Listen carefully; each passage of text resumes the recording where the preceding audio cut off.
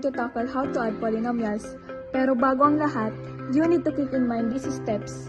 The first step in adding polynomials is to arrange it in standard form, in which the exponents are in descending order. Next, you need to combine like terms. Like terms are the terms who have the same variables and the same exponent. And lastly, you can calculate the given polynomials. You can use vertical or horizontal format. Dito may example tayo, 5x cubed plus 6x squared plus 3 plus 3x cubed minus 12x squared minus 10. So here we are going to follow the steps. Since ang equation natin is already in standard form, we are going to proceed in the second step, which is combining like terms. 5x cubed and 3x cubed are similar terms, dahil parehas ang variables and exponent nilang dalawa.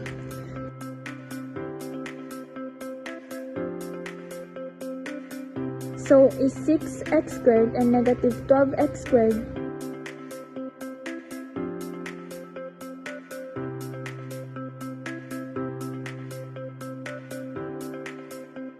and also 3 and negative 10. After combining, we can proceed to the next step. Pwede na tayong mag-proceed sa operation. So, 5 plus 3 is equal to 8. Ikakopy lang natin ang variable at exponent. So, it is 8x cubed, 6 plus negative 12 is negative 6. Same as the first two terms, we are just going to follow the variables and exponents. So, it is equal to negative 6x squared. 3 minus 10 is negative 7. So our final answer is 8x cubed minus 6x squared minus 7. We can also use vertical format.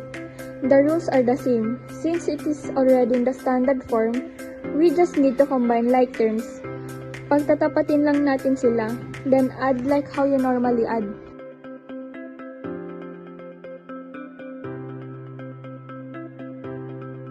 And we have the same answer. I hope you enjoyed this video and you learned something. Thank you for watching.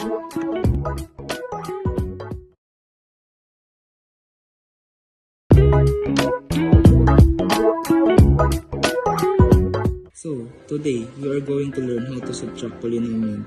These are the steps that you need to keep in mind. First, you need to change the sign of subtrahend o yun na sa pangalawa ng given. Then, change the operation from subtraction to addition. And lastly, you will proceed in adding the given.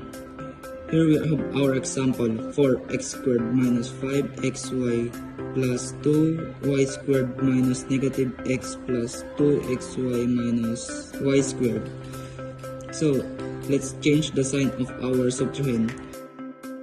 It will become x squared minus 2xy plus y squared. Then, change the operation. So, magiging 4x squared minus 5xy plus 2y squared plus x minus 2xy. Here we are going to follow the rules of addition. Pagsasamahin natin yung mga similar terms and then proceed with adding.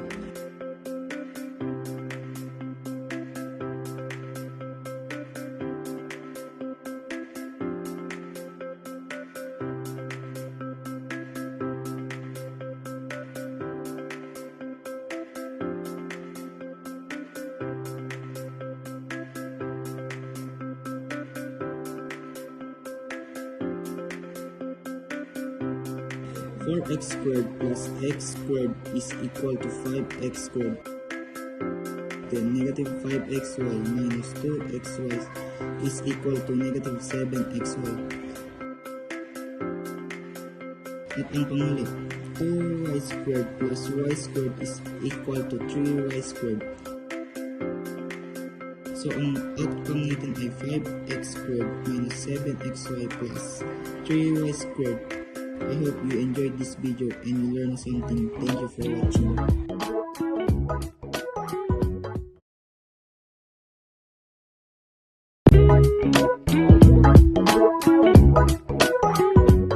Today, we're going to teach you how to multiply polynomials. You need to keep in mind these steps in order to have a complete answer. First, kailangan naka-arrange ang given sa standard form. Second, you can proceed in multiplying each terms. Take note that you will need to apply the power rule for the exponent. So here, let's take a look at our example. we have 2x times 3x squared plus 2x minus 1. Here, we can also use the vertical and horizontal format. So dito, gamitin muna natin ang horizontal format. We'll use the distributive property. I-distribute natin yung 2x sa lahat ng terms sa second equation.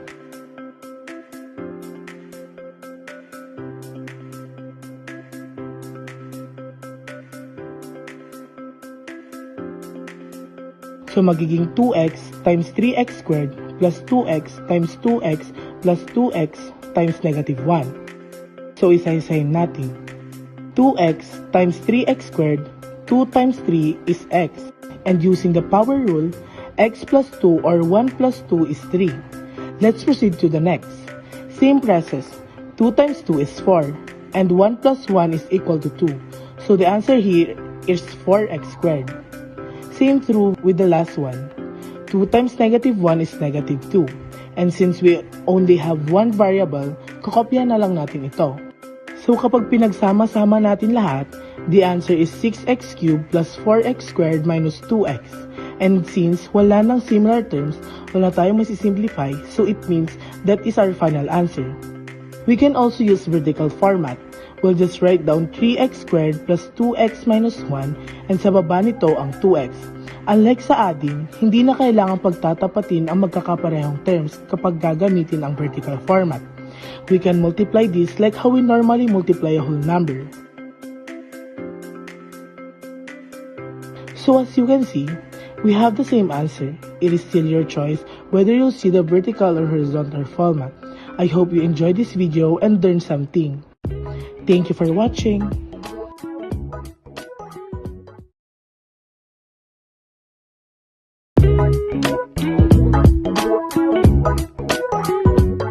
Today, we are going to learn how to evaluate functions.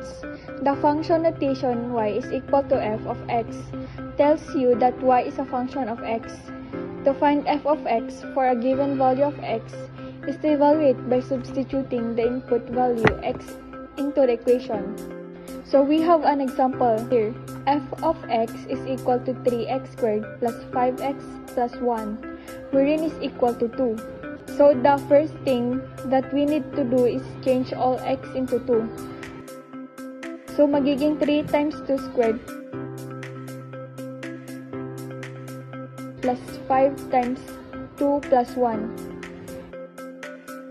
And the next thing to do is to use the PEMDAS rule. So mag-uumpisa tayo sa exponent. 2 squared is equal to 4.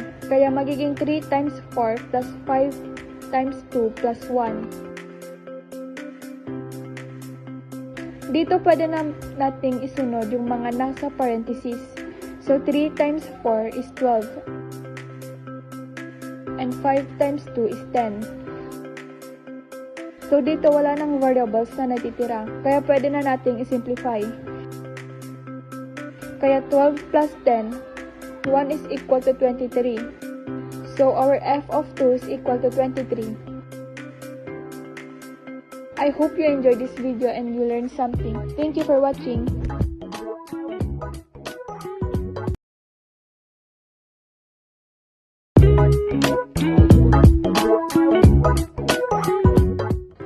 So today, we're going to discuss about how to simplify rational expressions. Here are example. X squared plus x minus 6 over x squared plus 6x plus 9. Our first step is to factor the numerator and denominator. The factor of the numerator is x plus 3 and x minus 2. Pwede nating i-check kung tama ang factor natin. So x times x is x squared, so we got that right. 3 minus 2 is 1, kaya tama rin. And 3 times negative 2 is negative 6, so tama ang factor natin. For the denominator, our factor is x plus 3 and x plus 3. Kung gusto ninyong i-check kung tama ang factor nyo, ay gayahin lang ang una. Dito, may pwede nang makancel.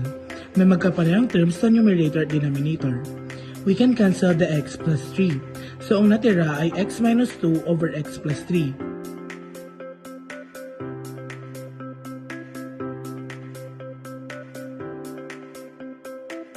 Wala nang pwedeng makancel, kaya ito na ang final answer natin. I hope you enjoyed this video and learned something. Thank you for watching.